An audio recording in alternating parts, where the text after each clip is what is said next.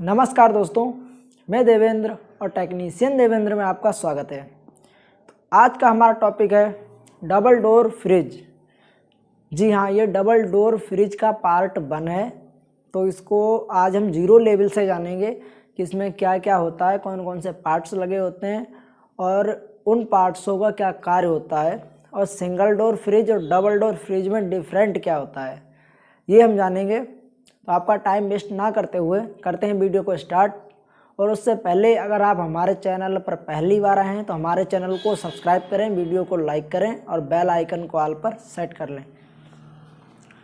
तो यहाँ पर हमारा सबसे पहले आपको मैं बता दूं कि इसमें हमारे 15 पार्ट्स यूज होते हैं, जिसमें काफ़ी सारे पार्ट्स वो भी हैं जो हमारे सिंगल डोर फ्रिज में भी प्रयोग किए जाते हैं, और बहुत से पार्ट्स वो भी हैं जो सिंगल डोर फ्रिज में प्रयोग नहीं किए जाते हैं।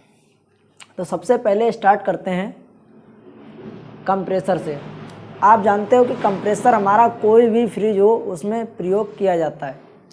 तो कंप्रेसर का कार्य होता है कि लो प्रेशर और लो प्रेशर से लो टेम्परेचर को हाई प्रेशर से हाई टेम्परेचर में बदलना, यानी गैस जो हमारी होती है उसको लो प्रेशर से हाई प्रेशर में बदलकर पूरे सिस्टम में भेजता है।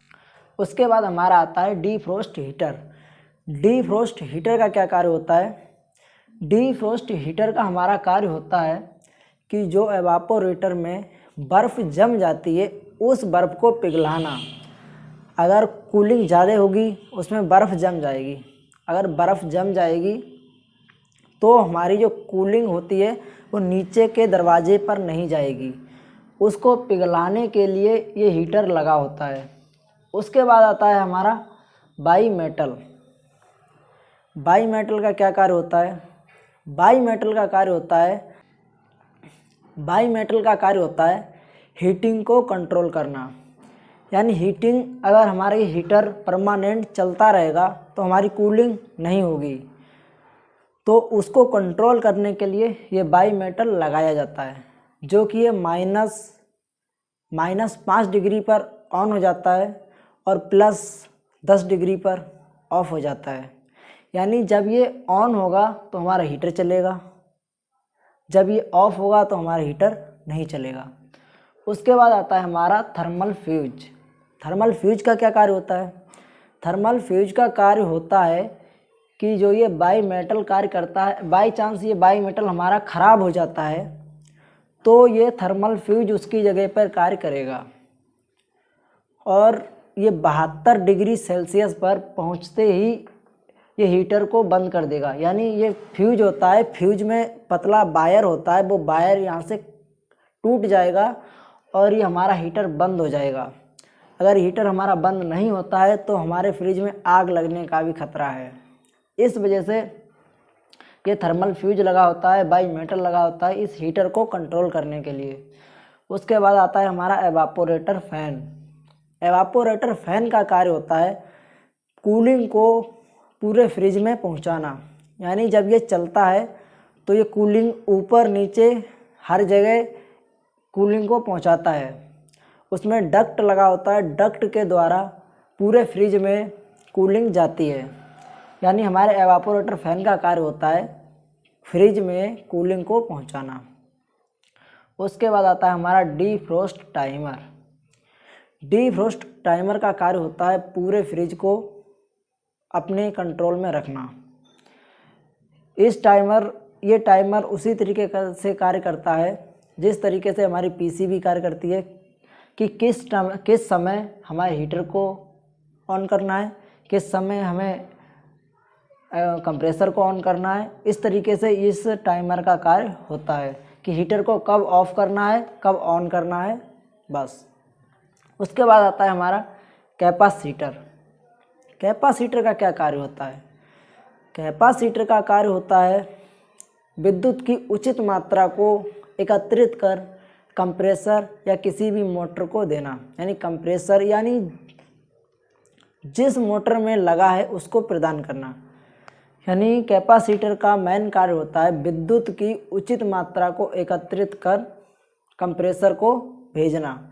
इसका मेन सिस्टम ये होता है कि ये अगर बाई चांस बिजली कम आ रही है तो उसकी कमी महसूस नहीं होने देगा कंप्रेसर को। उसके बाद आता है हमारा कूलिंग सेंसर। कूलिंग सेंसर का कार्य होता है कूलिंग को कंट्रोल करना। कूलिंग को कंट्रोल करेगा, जब हमारी कूलिंग ज़्यादा हो जाएगी तो ये पीसीबी को बता देगा, तो वो हमारी पीसीबी कूलिंग बंद कर देगी। उसके बाद आता है हमारा डीफ्रोस्ट सेंसर। डीफ्रोस्ट सेंसर का भी कार्य होता है हीटिंग को कंट्रोल करना। जब हमारी हीटिंग ज़्यादा हो जाएगी तब भी ये बताएगा कि हमारी हीटिंग ज़्यादा हो गई है। रिले का कार्य होता है कंप्रेसर को शॉर्ट करके स्टार्ट करना। कंप्रेसर में 3 पिनें होती हैं, कॉमन, रनिंग और स्टार्टिंग। इस पर रिले लगी होती है, ठीक है। कॉमन को छोड़कर इन पर रिले लगी होती है, कॉमन और स्टार्टिंग पर। जब इसमें करंट आता है तो रिले एक बार इसको शॉर्ट करेगी, उसके बाद छोड़ देगी। इसको शॉर्ट करते ही हमारा कंप्रेसर ऑन हो जाता है, ठीक है। इसके बाद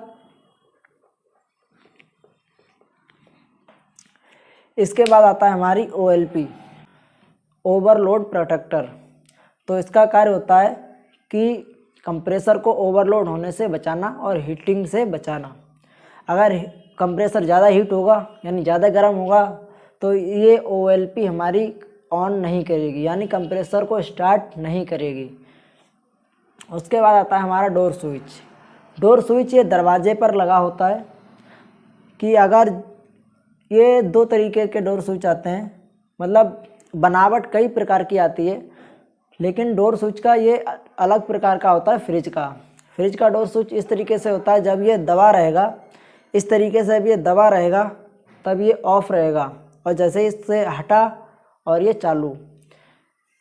यानी दरवाज़ा जब बंद रहेगा फ्रिज का तब हमारा बल्ब बंद रहेगा, और जब दरवाज़ा खोल देंगे तो हमारा बल्ब ऑन हो जाएगा। उसके बाद हमारा बल्ब आता है। ये बल्ब नॉर्मल बल्ब होता है जो कि 15 वाट तक यूज किया जाता है, ठीक है। बल्ब का कार्य होता है फ्रिज में रोशनी प्रदान करना। उसके बाद आता है हमारा थर्मोस्टेट। थर्मोस्टेट का कार्य होता है कूलिंग को कंट्रोल करना। कूलिंग को कंट्रोल करता है ये, और अगर हमारी कूलिंग ज़्यादा हो जाती है तो ये कंप्रेसर को बंद कर देता है, अगर हमारी कूलिंग कम होती है तो ये कंप्रेसर को ऑन कर देता है। उसके बाद आती है हमारी पीसीबी। पीसीबी का क्या कार्य होता है? पीसीबी का कार्य हमारा डीफ्रोस्ट टाइमर की तरह होता है। जिस तरीके से डीफ्रोस्ट टाइमर हमारा कार्य करता है उसी तरीके से हमारी पीसीबी कार्य करती है, यानी पूरे फ्रिज को कंट्रोल करना। हीटर को ऑन करना है तो हीटर को ऑन करेगी, अगर कूलिंग को करना है तो कूलिंग करेगी, हीटर को ऑफ़ करना है तो हीटर को ऑफ़ करेगी, फ़ैन को ऑफ़ करना है तो फ़ैन को ऑफ़ करेगी। यानी पीसीबी का कार्य होता है पूरे सिस्टम को कंट्रोल करना, फ्रिज के पूरे सिस्टम को कंट्रोल करना। और एक बात और है कि अगर इसमें हमारी पीसीबी लगी होगी, जिस फ्रिज में हमारी पीसीबी लगी होगी उसमें डीफ्रोस्ट टाइमर नहीं होगा, और जिसमें डीफ्रोस्ट टाइमर होगा उसमें हमारी पीसीबी नहीं होगी। यानी डीफ्रोस्ट टाइमर है तो पीसीबी नहीं है, और पीसीबी है तो डीफ्रोस्ट टाइमर नहीं है। इन दोनों में से एक चीज़ लगी होगी, कोई भी हो। इतने ही हमारे पार्ट्स लगे होते हैं डबल डोर फ्रिज में। उसके बाद अब हम नेक्स्ट वीडियो में जानेंगे इन सब की वर्किंग, कि ये कौन सा पार्ट्स कैसे कार्य करता है और कहाँ पर लगा होता है। ये हम प्रैक्टिकल करके भी आपको दिखाएंगे। फिलहाल नेक्स्ट वीडियो में इन सबको हम अच्छे से समझेंगे डिटेल में। आज के लिए इतना ही। Thank you so much.